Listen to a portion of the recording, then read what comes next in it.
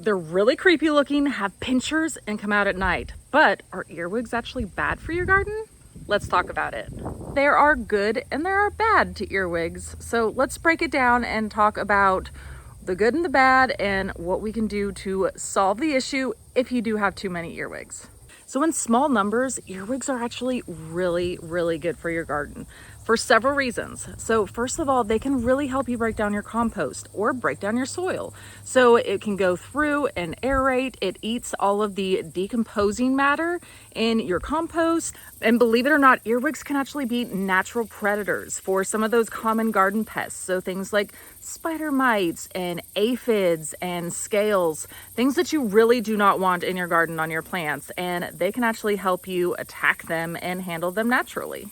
So all of those are really great things, but if you do get too many earwigs, that's when you can have a problem. So you may start to be seeing some small holes in some of your softer fruits or things like tomatoes and strawberries, maybe even some of your leaves and your seedlings. So that's when you know you have a problem and you have too many of them, and maybe you need to look into matters of how to handle them.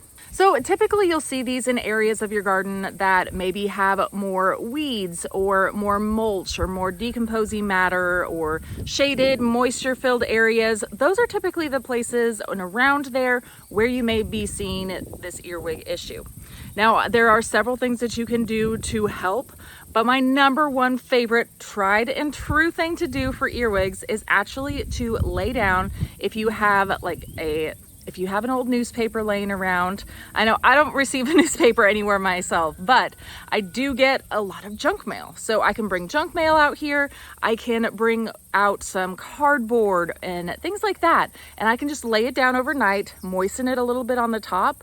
And then in the morning when I go out there and you roll it up, you're gonna have a lot of earwigs underneath there. So with that, you can easily just either hand pick them or just simply toss that junk mail or cardboard directly into the trash, and then you're all good to go. And also, I know I talked a little bit about the habitats, the areas that they really like to hide. So also just trying to remove some of the clutter and some of the mulching areas. If you have heavily weeded areas, try to thin that out.